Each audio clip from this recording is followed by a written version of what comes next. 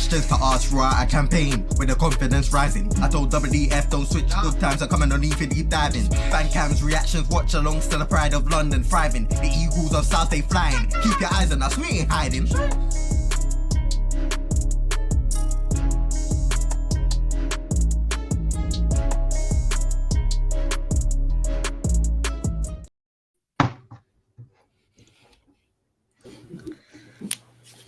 Evening.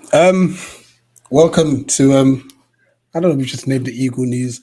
For the meantime, we'll figure it out in the long run. But this is just obviously us giving us a space to obviously discuss some of the latest news regarding our club. Now, the focus today are our owners.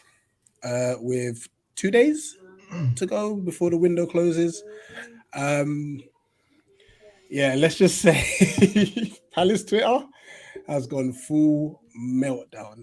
But we'll talk about obviously ownership, the models that we're going into regarding the structure of the ownership, and obviously the implications it has on some of the other clubs that we have affiliation to. And this is why we thought we'll get Pedro in with us from a botafogo standpoint. JC, how you doing? Yeah, man, all good. Transfer Weekly's scripted the last episode, and live streams pending on deadline day. If we sign anyone. Sign anyone. Statman Dan, how's it going? Yeah, I'm all good. Just getting over a minor cold, but I'm better now. Aye. And our friend all the way from America representing Botafogo, Pedro. It's good to have you back. Evening. How's you guys doing? All good. Thanks for having me. Appreciate it. Now, listen, your input is definitely valuable within this topic as well. So, but before we hear from you, Pedro, we're going to kick it off with Steve Parish. The start of the window, near the start of the window, he made it very clear that we're only looking to do loans, which brought a bit of confusion within the fan base, thinking, wait, don't we have money and such? But then obviously we've got the upcoming stadium development, which he mentioned, and other news which we've discussed, but we'll bring that up briefly as well. JC, is this a bad thing that we're just looking for loans? Or is it smart business and we should focus towards the summer? I think it's a very well-known fact that you can get a better deal in the summer. Everyone is overpriced in January as it is, and especially after it being a World Cup year. If you're looking at anyone that featured in the World Cup, even if they didn't play that well, their price is going to be highly inflated. For example, Conor Gallagher, he's technically got a World Cup trip under his belt, even though he didn't play a single minute of World Cup football. So his price will obviously go up just because of that. I think setting in stone straight away that we're just in for loans is sort of been seen in two different ways. One way which most fans jumped on, saying we've got no inspiration. What's the word I'm looking for? We've got no further forward thinking. We're not trying to push forward. We're just trying to coast through. No ambition. Yeah, ambition. Yeah. It's looking like there's no ambition. But if I'm honest, with it coming from Parish, if there's no money, I don't want to go back into debt again, because we saw what happened to Crystal Palace before we went into debt, and we came a little bit too close for comfort, let's say. So I think that if the way of getting Palace through the league this season and not financially crippling ourselves, if going through loans is the way to do it, then going through loans is the way to do it.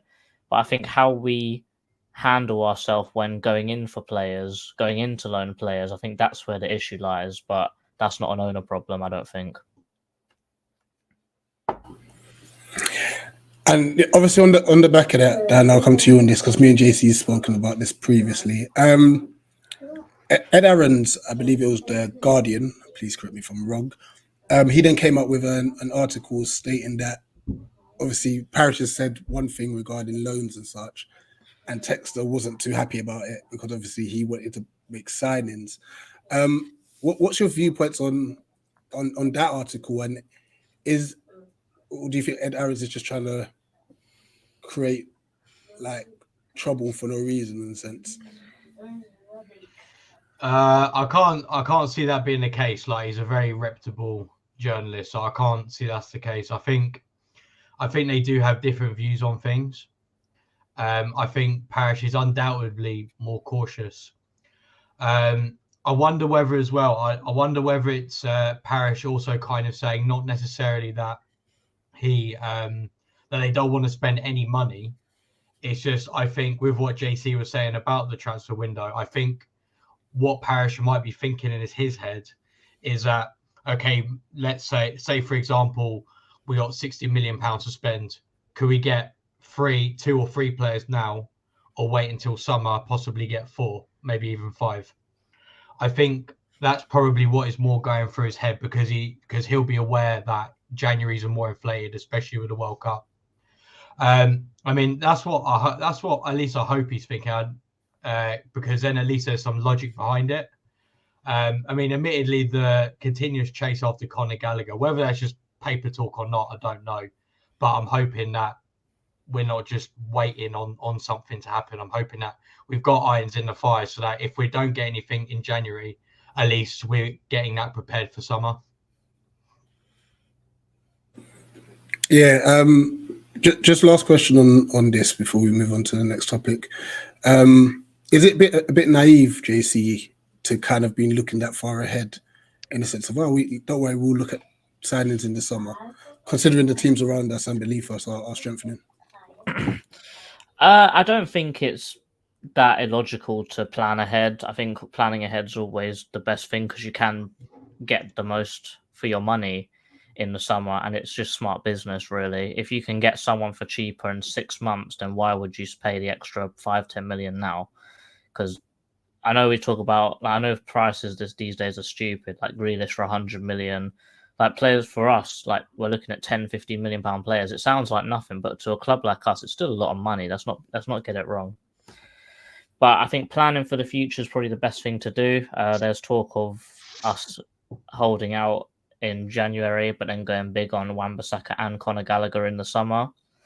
It's a very interesting talking point, because I'm not sure what I would rather. Where I'd rather some cheaper players now, and then not get the Gallagher and Wan-Bissaka in the summer, or not get anything now and definitely have those in the summer. It's definitely an interesting debate, but I think that if Parish said loans, I reckon get loans then and get them in the positions needed, such as right back and midfield, and then I'd be happy with how we are set up for the rest of the season.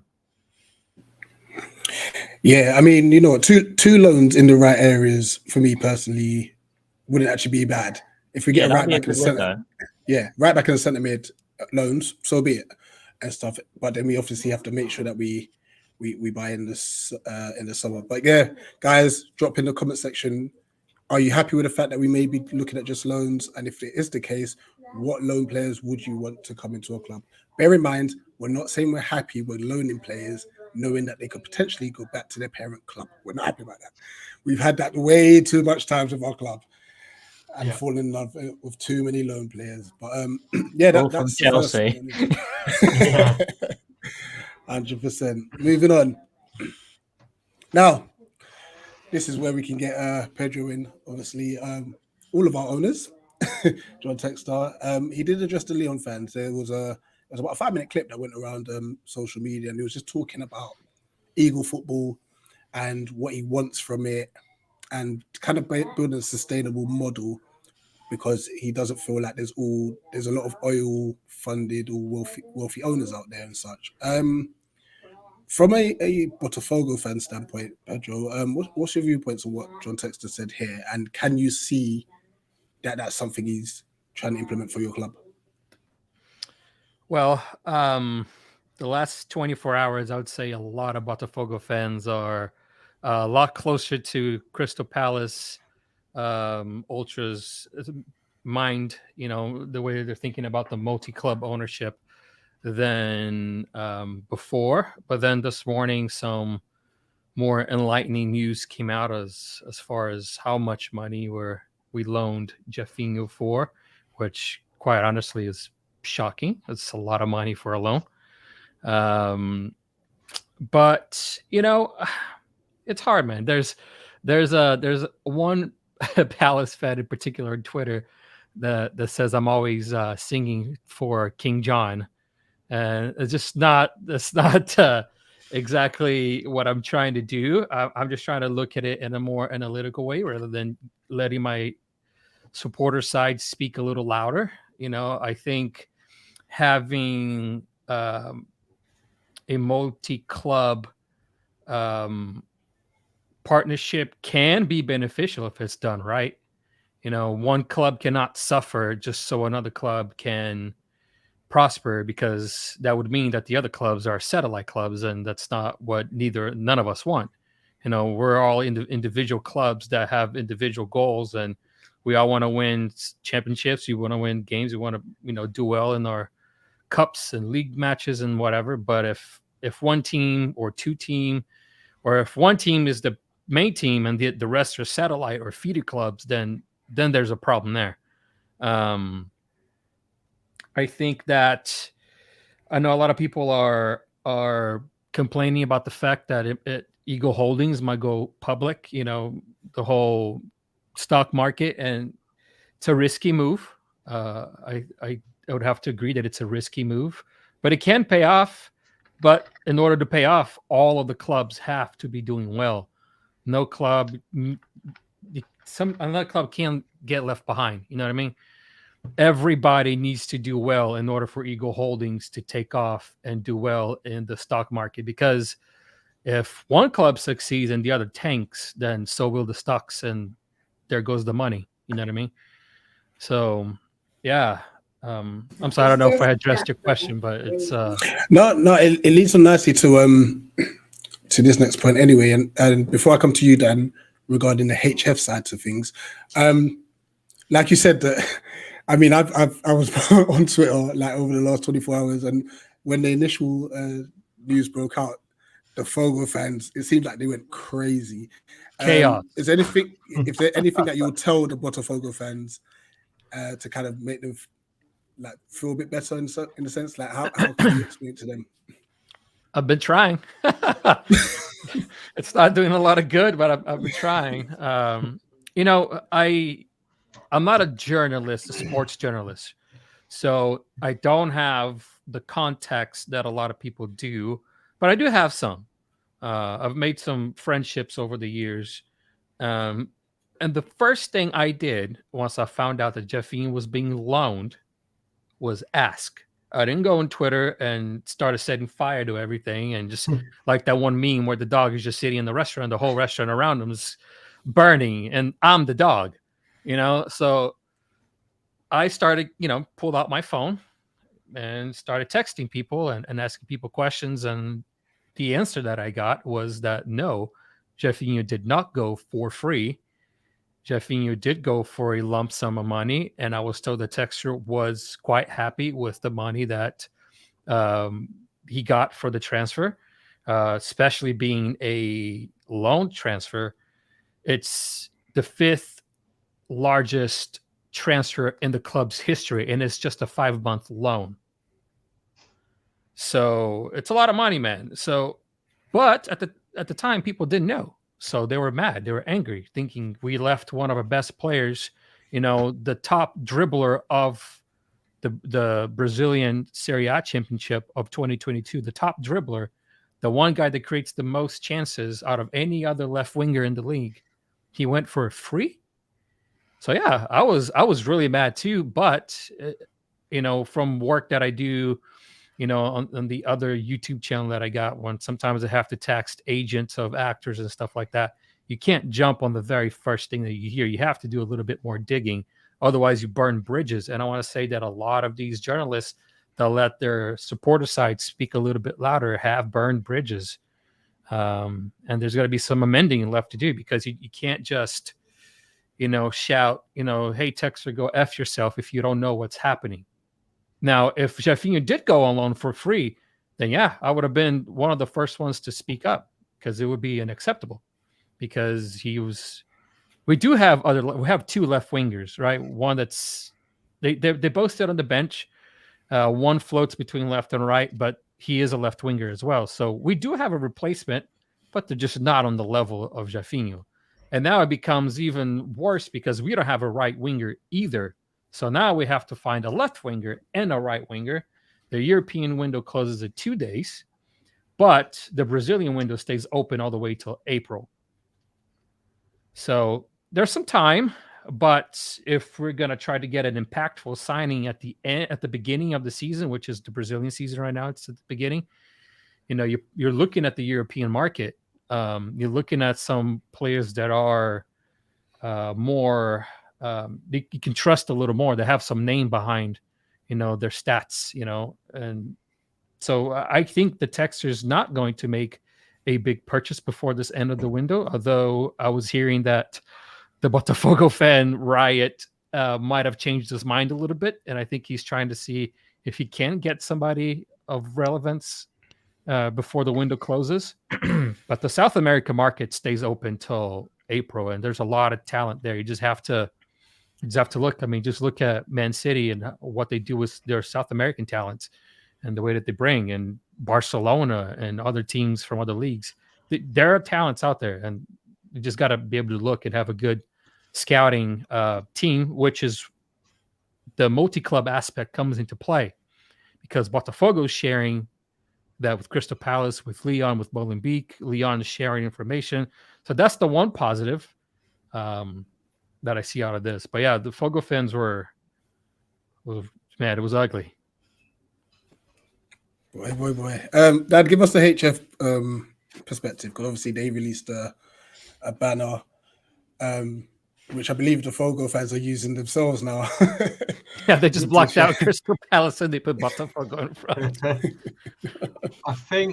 I don't really know any of the HF well enough, and I haven't asked them or anything. But obviously, based on their sign, they obviously made it very clear they don't like the multi-club thing and they don't trust Texter. I mean, it literally said that. So I think when they brought that out, I personally disagree with it.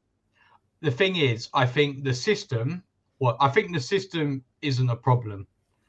I can understand the final bit. I can understand why they maybe don't trust Texter, just because obviously it's someone new. Like, they don't know who he is. He's never owned until buying all of these, he's never owned a sports club before. So you got nothing to really go on. I think the system itself is absolutely fine. I think the whole multi-club aspect of it, I think, works. And that's demonstrated by like Man City. And it can be used for lots of different things. Like, it can be used for like the information. So we'll get information on the South America market and vice versa. Lyon as well, we'll get information from them. And each club will have different aspects of it. So like, for example, like Molenbeek, they can be used as kind of like a club where you can, where you're able to loan players too. So like, for example, like Jake O'Brien and Luke Plange, they went over there to get experience, which is good for us. But it's also good for Molenbeek because they're probably around the level that they kind of need. So it provides that. And again, the City group do exactly the same thing, and they do it successfully. So I think the system itself is absolutely fine. I think they were just worried about the person employing it, and I think they were worried about perhaps the amount of money that he has. And then, like, at the end of the day, to own 4 clubs, he's going to need a lot of money to sink into that. And I think they perhaps didn't think they did. And I think especially with the Jafinho thing, I think the lack of communication that he has given thus far hasn't been great. I mean, I know he's done interviews with like Lyon and stuff, but I think he could be doing a bit more than that. But maybe that's something that he's just not used to because he's never owned a sports club before. So maybe that's just something that he'll learn. Yep, I agree. I think transparency is key. You gotta have a clear. Now this way, 4-way communication, right? Because it's 4 clubs, not just one way anymore. And I think maybe he needs to just delegate, people to have one central communicating person to delegate, to these other 4 clubs, because it just feels like if he's trying to do it all himself, I think it's not going to work out in the long term. Yeah, because in that Lyon interview, he made a big point about no club is a feeder club to another club, and that he wants everyone to be together in it and to rise up to the tables together. And I think that's a very good thing to hear as a fan of another club, because even though he's doing that interview for Lyon, it's good to hear probably as a Botafogo fan, as a Molenbeek fan, and definitely as a Palace fan, that they're not going to try and use us for our assets just to rise up Lyon. We're all going to try and share and try and all grow together. Yeah. And the thing that D said that was pretty interesting. City with their multi-clubs, it's pretty known that the other clubs are feeder clubs, but they do get their own share of investments, so they can rise up and get those players, so they can eventually end up at City. Because City now has spent a whole lot of money in buying a team from Brazil, and it's the second most invested team in their portfolio now, up behind Manchester City. And the Brazilian league is about to explode in the next few years, man. And I would not doubt if you start to see more renowned names come to the league, just to be able to attract more younger talent, so they can one day end up, in the Premier League or the League One, etc. It's blowing up over there for sure. Mm. Wicked, great discussion, because obviously, like, if you don't talk about these things, it's so easy to look at things in one way and stuff. We kind of always have to wait, get more information, wait for that communication, as you said, in order to get like a more informed argument about how things are running. So we just got to wait and see. Absolutely. We just got to wait and see. I think as well, like with sorry, Rich, but I think as well, each club has got their own asset. Do you know what I mean? Like, for example, like Palace, for example, are in the Premier League, so they generate a lot of revenue just because they're in the Premier League. You have Lyon, who are let's be honest, more likely to play Champions League football, European football. You have Botafogo, who play in the Brazilian league, and I watch the Brazilian league as well. And there are some really good players out there. Well, I've said it loads of times, like why scouts don't go over there and watch more, I don't know, because there's lots of really good players. Molenbeek as well, with their being in Europe, they're kind of like that. Say, for example, you were to get a young player from Brazil, they would probably need to go to Molenbeek first to play in a European league, so then they can get a visa to come and play here. So I think each club has their asset, and then each one gives them back. Like, for example, with the Jeffinho one, I think I can't remember how much the potential transfer would be after, if he did transfer to Lyon. I can't remember how much it was. I think it was like 15 million or something like that. Yeah, which I think, well, according to Transfermarkt, at least certainly in the last 15 years, that's like the top, in terms of the fee, that's like the top 20 like ever in the Brasileirão. So that's, do you know what I mean? Like it works both ways. Like, for example, Botafogo win because they get loads of money that they can reinvest. And then Lyon have actually got a good player for, not an extortionate amount of money. And this is, I think this only reinforces. I know some people are not gonna like what I'm about to say, but I think this only reinforces the plan that I think Texture has for this multi-club, because Jeffinho would have not been a possibility if Texture had not created Botafogo B.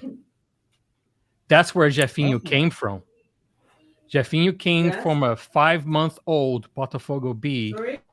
And then our left wingers were injured. They were looking, oh my God, who are we going to replace him with? It's like midway through the season. We don't know what we're doing. There's like, you know what? There's this kid on the Botafogo B that came from this small team in Rio. He's actually doing okay.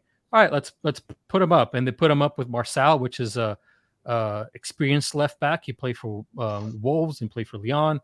And Marçal taught him a lot as far as the defensive aspect of the game. And Jeffinho, man, if you look at clips with the ball on his feet, he is something else. He's crazy. He's so good. He's not afraid. It doesn't matter if it's the last place team on a defender on the last place team, or if it's a defender on the top tier. he's gonna go all in. You know what I mean? He's not afraid to take on challenges, and that sort of characteristic is not, you don't see that much anymore, which is why he rose so quickly to fame and playing time, and now he's in Europe. So I think that opens up the window for Botafogo to attract even more young prospects, because they see a direct window into Europe with Crystal Palace, Molenbeek, or Lyon. Let's just say Texture gets a club in Spain, well, La Liga, you know what I mean? So it opens up all these possibilities that are much more a sure thing, rather than, you know what, let me go play for Flamengo or Palmeiras, and let's hope that the team does well so I can get looked at. No, with Botafogo, you're in there. You're getting scout information being sent to all these teams. And look at Molenbeek. They have like 5 or 6 Botafogo players now, 3 or 4 Palace players, helping them go back to the first division. So, yeah, I know a lot of people are not going to like what I just said, but I think it's, 5 months and you're already in the top 20 transfers of the whole tournament, of the league, with 5 months of creating a B team to get more players, to get players playing and get experience so they can play in the senior team. It's hard to argue, Yeah, that's a lovely segue into, I know we've been talking a lot about Jofinho and stuff. So I'm going to read out an article regarding Jofinho just shortly, and then JC, you could talk also about the Michael Olise thing. And I think this is kind of also where fans have understandably kind of got annoyed, because it kind of seemed like Lyon was the number one priority, and it all comes down to that lack of communication in the sense and stuff. And I'm sure that will get better over time, but let me just share screen here. So this is just to add a bit more context regarding Jofinho. There you go. So that 27 million is in Brazilian money, just to clarify. I think it's about 6 reais to a pound at the moment. So divided by 6, you got pounds. Yeah. I think the article actually refers to it, so I'm going to read a bit of it. Whoops. I always do that. I always absolutely knock out my headphones. Sorry. Sergio Santana, he's a fantastic. Anyway, by the I'm way. going to read. So this is from geglobal.com, and it reads, there we go. So Botafogo will receive around 27 million. Is it rounds? Right? Reais. Reais. Yeah. Reais. Cool. For Jofinho's loan to Lyon. So the French club will pay immediate amount for the striker's departure, who will be transferred in Europe for 5 months. If you like, there's a fixed purchase price. Botafogo denies values.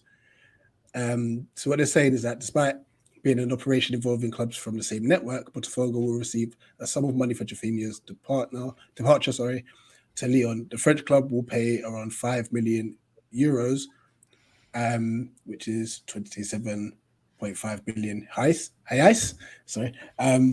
at current price for the transfer of the 23-year-old striker, announced as a reinforcement of John Textor's new team last Saturday. So the loan lasts until June, at the end of the European season. This period will serve as an evaluation for Jofinho. If it pleases internally, the fixed purchase option that Lyon will have to deposit to keep the boy is 10 million euros, which is 55 million reais, totaling an operation of approximately 15 million euros. So it shows obviously that there is a lot of money involved in this, which will obviously benefit Botafogo. But I'm going to move on to Michael Olise. Big up, Nate, by the way. Big up. Yes, Nate. JC, imagine if this happened where Michael Olise ended up going to Lyon. Going to Lyon, and then you're not knowing that you got anybody thinking that it was for free. Well, if I put myself into that scenario, I probably would have done exactly what Pedro would have done.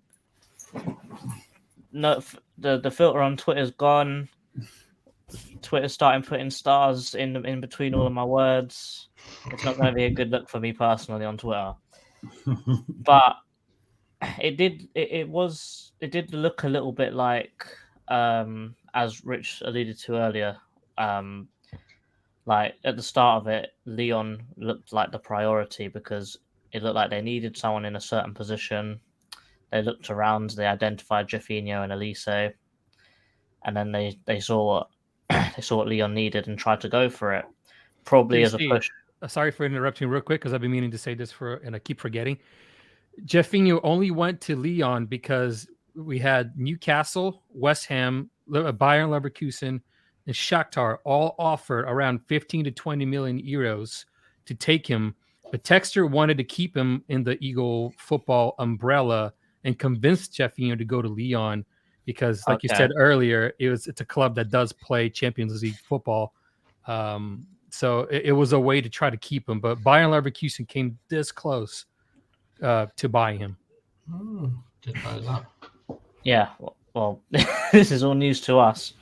And also, we in sort of a very similar fashion, we've got Arsenal looking into Michael Elise. I think Chelsea had a sniff around him as well, probably looking to do some like spread his transfer fee out over 1 million years.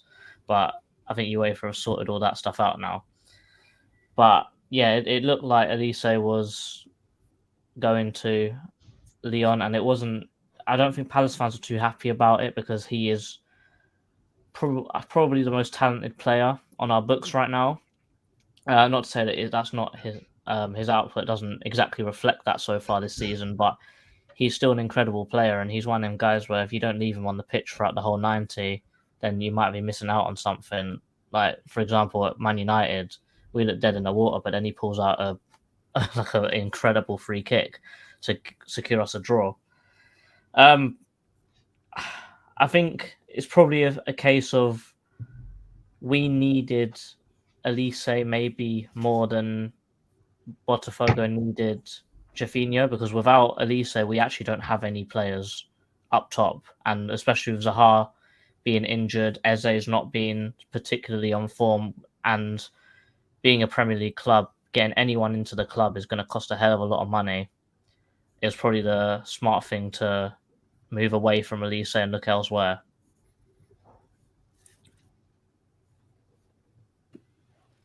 Spot on. Yeah, it would have been mad. It would have been crazy. Do you guys want to send Elise for free to Botafogo? We'll take him. Relax. Stay in our good books, Pedro. Stay in our good books. You know what? If you're in that need of a right winger, you can have Jordan Ayew free of charge. No problem. Nate, you signed a new deal, I swear. It's another 2 years. Jesus. It hasn't been announced, so there's still time for that contract to go missing. Panama Papers. You can have Jeff Schlupp. I'll drive him down to Rio. You can take Luca, Schlupp, Ayew, Joel Ward, you name it. You can have them all. Fire sale settings. This is it. Nate, you came in at the perfect time because I'm going to read a report regarding these two. Oh, yeah. This is definitely my topic to talk about. Yeah. So, this is from Alex Miller from Daily Mail on the Mail on Sunday. Crystal Palace shareholders Josh Harris and David Blitzer are considering bidding for minority stake in Man United in a deal that could see the Glazers stay at Old Trafford. Months after the Americans lost out to Todd Bowley in the race to buy Chelsea. So let me just see if there's anything I can add to that. So yeah, Harris, Blitzer Sports and Entertainment are exploring a deal for a minority stake just months after losing out to Todd Bowley, which we said. And that deal was 4.25 billion. So we've known that they've wanted Chelsea in the past. I think they wanted Liverpool.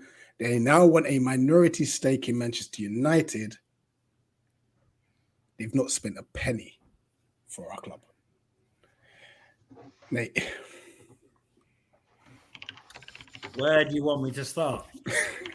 Because if I speak, I am in trouble.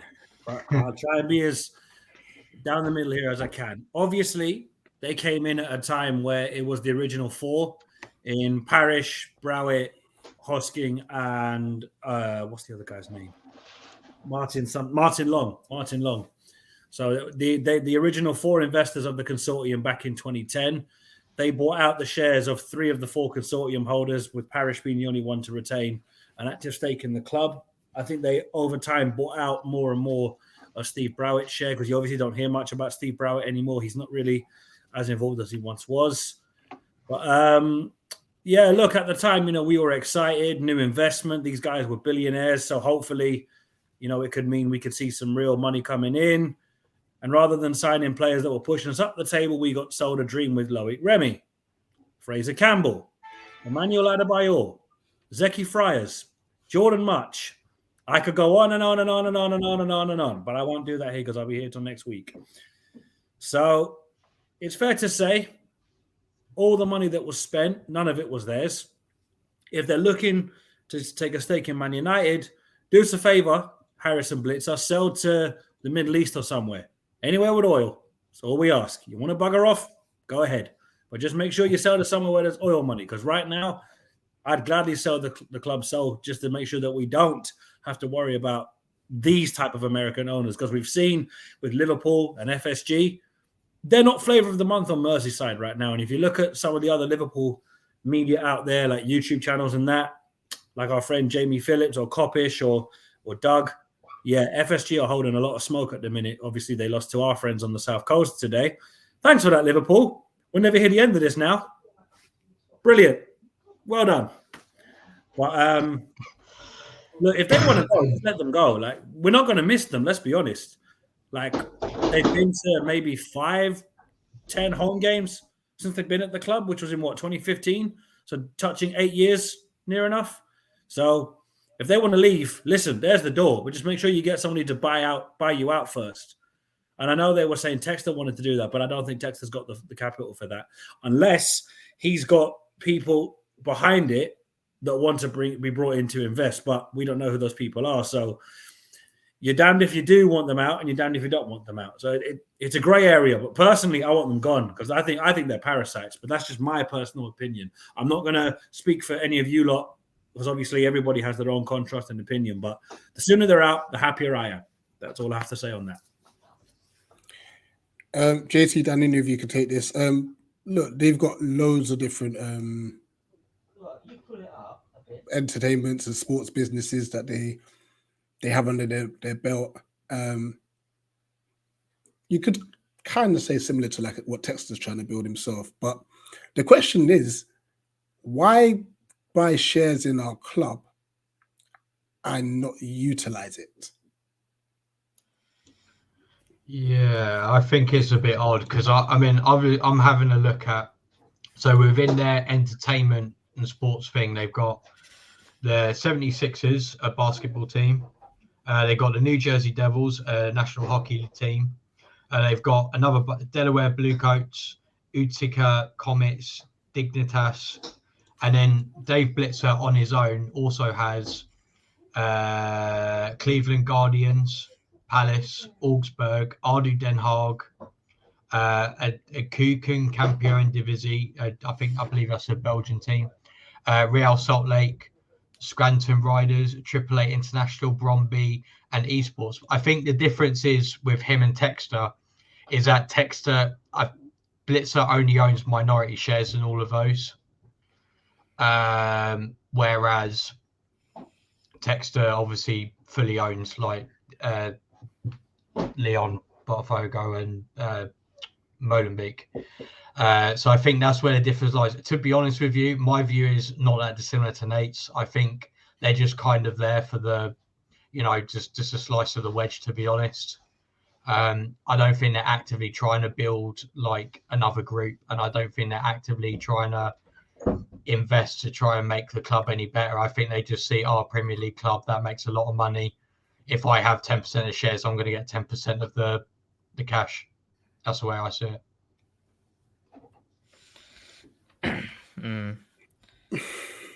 He's not wrong. I think we can definitely see the difference between Blitzer and Textor, because I think even when Blitzer and Harris came in, I don't think they were as invested or as vocal about Crystal Palace as Textor is right now, and it's sort of a huge breath of fresh air having him in there because he's here. Like, we see him when we're doing our fan cams walking around. We've seen him quite a few times now. So he's definitely a lot more hands-on, and it looks like he cares a lot more as well. So, you know, it shows they must have come in for, I'll have a little slice of that pie, move on to the next one. Another basketball team, they're doing pretty well right now. Let me get 10% in that. That's a bit more cash flow. And that's probably why he's so rich right now, and that's probably why he's looking at this Man United, and probably why he was looking at this Chelsea, thinking, oh, maybe if I get rid of all the others, then this one can hold all my capital for my life, really. I won't have to invest in another thing, because Man United and Chelsea are, right now, they look like a forever team. They're always going to be a big club for the foreseeable future. Yeah, definitely. That leads us to our last topic, and this won't be long. That's all. With all said and done, we've spoke a lot about ownership and what's been happening across the world and football. Is Patrick Vieira working miracles? Yes, end of topic. You, Nate. Yeah, no, I mean, look, if you're actually deep what he's walked into, what he inherited, but also what we as a fan base were left with when Roy Hodgson departed, nobody foresaw an FA Cup semi-final last season in the company of Liverpool, City and Chelsea. Nobody saw us getting that far in the FA Cup. Yes, we had a very favourable run. Let's not delude ourselves here. We didn't play any big teams until the semi-final. But we got dealt that run and we took full advantage of it. This season, we are not far off the same points total we had last season, but apparently it's crisis, apparently. That's what I keep seeing on Palace Twitter. I'm like, really? I think we're actually 2 points ahead. Yeah, we are. According to my spreadsheet, we're actually 2 points better off. Like for like. Oh, you just had to bring up his spreadsheet. Oh, no.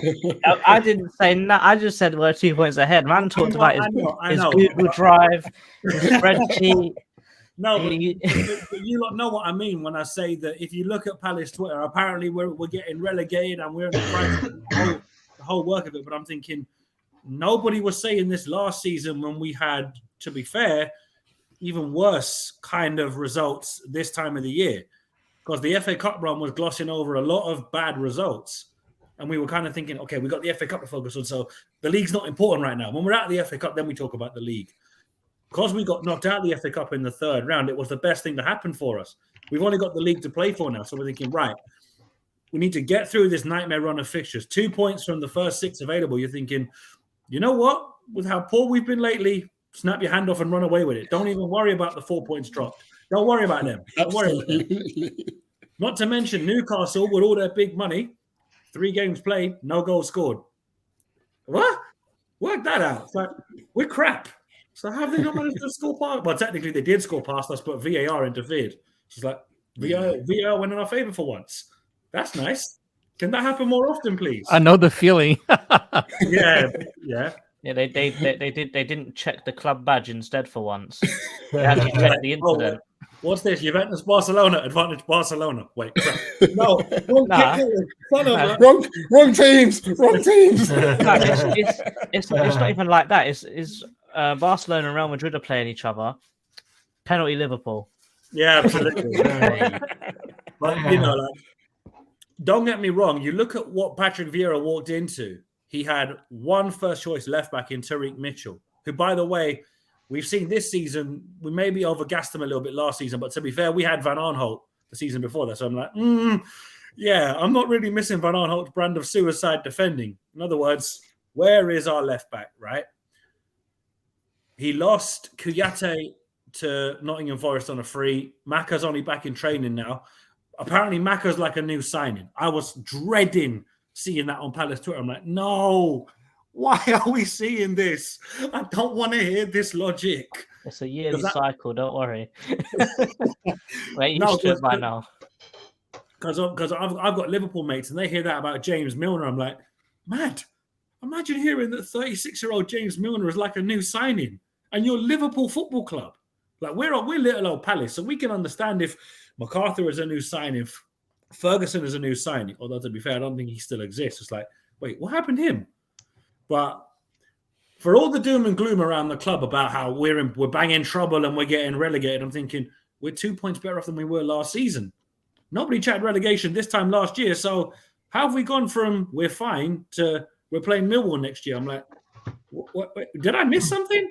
Or did I step into the twilight zone? What happened? But it's Palace Twitter. If there's something's not going wrong, it's a quiet day on Palace Twitter. So I'm like, wait, there's nothing to moan about. Nah, something's not right there. Well, there was some little bit of beef in Palace Twitter yesterday, where hearing certain guys asking to be other guys outside Sellers Park. That was funny. Oh man! But anyway, let's not digress. Dan, JC, thoughts on Vieira working miracles? I'm not too far off Nate, if I'm really honest. I think, bear in mind what he had to come into. In some ways, having a big clear out and having 100% having money when coming in is probably a very attractive thought of a manager. All of the older players that are out of contract are all out the door. You've gotten how much should we have? 70 million pounds. You've got 70 million pounds to spend. We need this, and this. Get whatever you want because you can play whatever playing style you want. You can change your playing style with the players you buy. But I think you also have to remember that the market is just gone out the window, and 70 million, if you're not smart, it won't get you very far. So I think Dougie Freeman needs to be mentioned in here as well for the miracles that he's working. Elise for £8 million. Steal.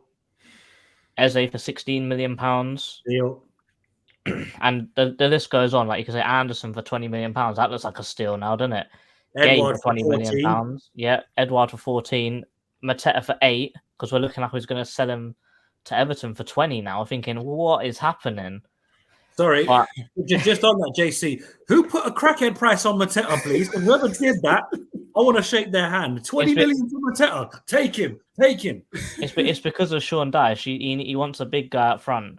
But going away from that, I think just Vieira's changed the whole play style of the club. We're actually getting upset with draws now, whereas with Roy, we're thinking, oh, great point. But now, in like a sort of very selfish part of my mind, I'm thinking, if Man United played Dalot, Dalot's not making that tackle. We win that game. We get 3 points. So in a very selfish way, Vieira's changed our minds to a much more positive way. And I think that now, with him playing like altering between Schlupp and Hughes, because that's the best he's got, we're still picking up points, and we're still 2 points ahead of where we were last year. And let's not forget that we're halfway through a terrible run, and we've played. I think we've played like loads of guys ahead of us, and later on in the season we're going to have loads of games in a row of teams around us. So we've played most of the big teams twice already. So looking at it that way, we've gotten through the very hard games. With looking at it now, very very minimal points actually dropped. So Vieira's working very well. I know some people have questioned his tactical way of playing, but that's him and Roberts. That's sort of their thing that they do. But listen, if they set up negatively and we get a point out of it, we've witnessed it for Roy for how many years? So it's nothing new to us. But still, getting through this league and being where we are now, Vieira's definitely working miracles because we didn't have much to spend in the summer. I think we was the lowest spending team in the summer. Looks like we're not going to get a single person in January, which will leave us as the lowest spending team in the whole season again. I think spend in the summer. We're going to spend in the summer. Yeah. So, and we'll also at the end of this season, we've got, I think, another 6 or 7 players out of contract again. Clear out. So I'm guessing that it's going to be another clear out, and the only way to rectify that is with more money. Yeah. So I think as we come straight back to what you said at the start, that's probably why we're going for the summer. That's probably why we're only going for loans now, and we're saving up for the summer. Makes sense. Dan? Yeah, I completely agree. It's a bit boring, isn't it? But like at the end of the day, you got to look at it like the 3 midfielders we had last season that played the most haven't been available for whatever reason, and the fact that Vieira don't get me wrong. I think like we are 2 points better off in like-for-like games, but I think that's more of an indication of how unfortunate we were last season. Because last season, overall, that's probably the best I personally have ever seen Palace play. Like take into account that it's the Premier League. Like I think we were just really unfortunate with the timings of the goals that we conceded, which. And don't get me wrong, I think there are some things that Vieira still needs to learn. Like, I think occasionally the game management isn't the best. I think occasionally the lineups, we all get really stressed out about them for maybe correctly or incorrectly. I still think there's things he needs to learn, but I think there's also things that he's demonstrated that he has learned. Like, for example, I know I jinxed it the other day, but from corners, we're much better defending corners. I don't remember the last time. I think Brentford was probably the only time this season I can think of the top of my head where we've conceded a goal in the last 10 minutes. I could be totally wrong there, but that's all I can think of off the top of my head.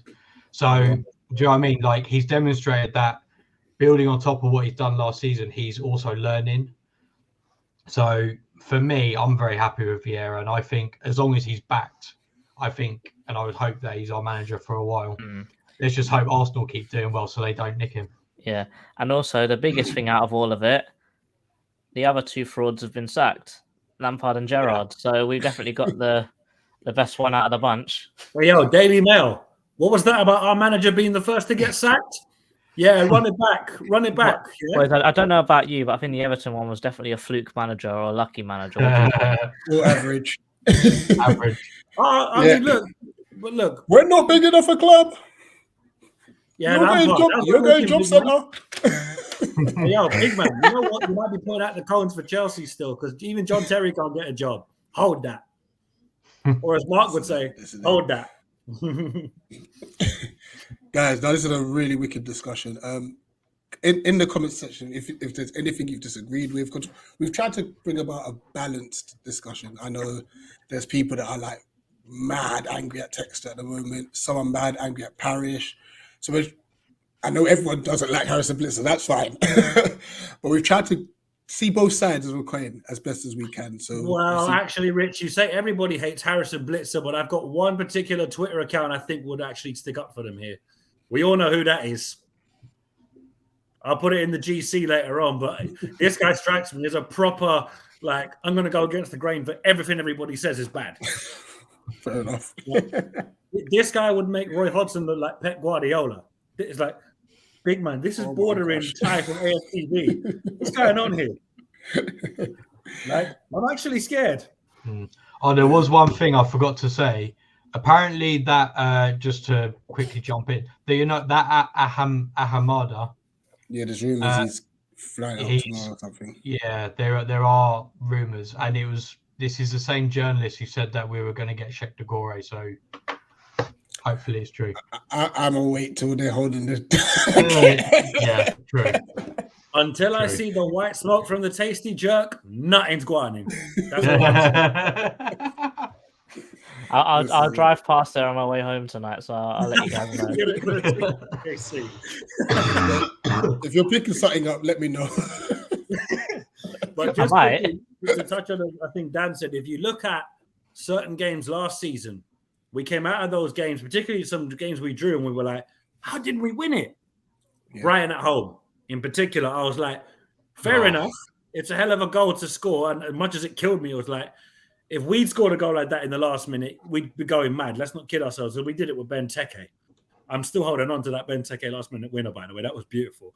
But my point is that we came out of that game disappointed with a draw. Then you look at the game at their place. We scored the best goal I've ever seen us score in years. And one minor Joachim Andersen own goal robbed us of 3 points where you're like, we probably didn't deserve to win, but I just wish we'd held on. Just to rub it in their faces because they're so good. You know, but you see what I'm saying? We were disappointed with drawing against them last season. Under Roy, we were like, we drew. We didn't lose. Oh thank God. But now, as JC said, our mentality has switched from we drew to like, we drew. Oh, that's kind of crap.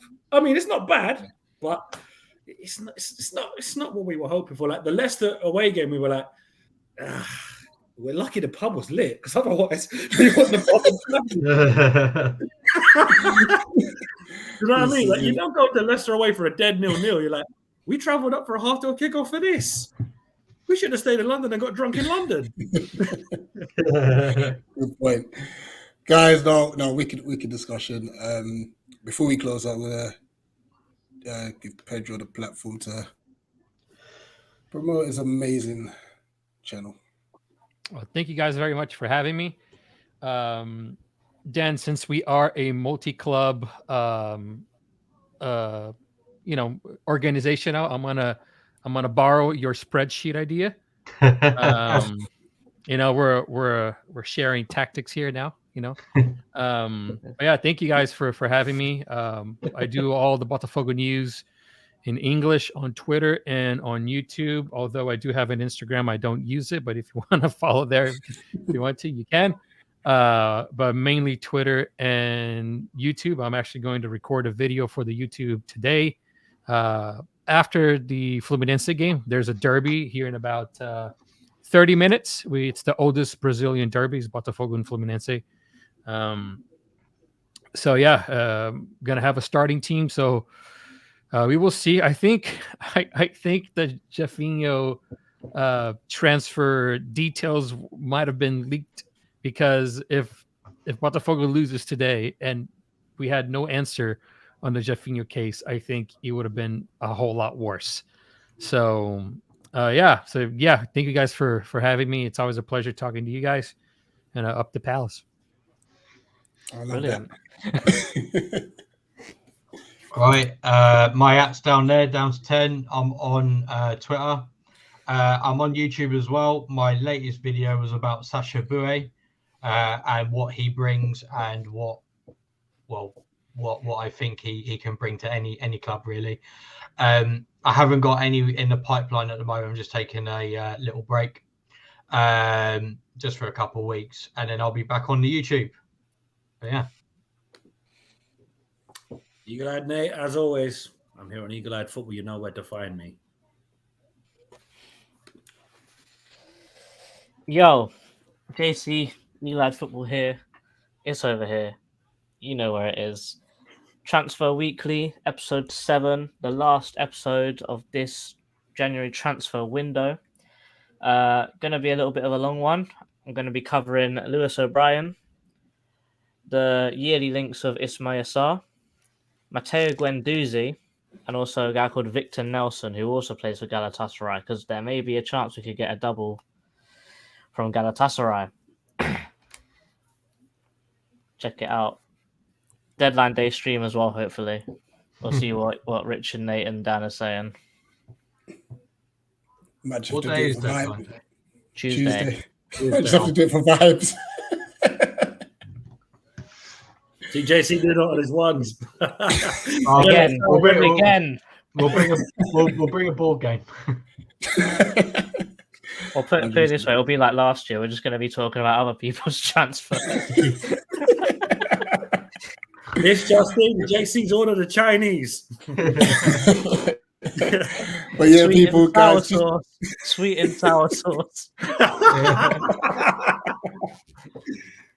Right, before we start walking and make this longer, people, we gotta shoot.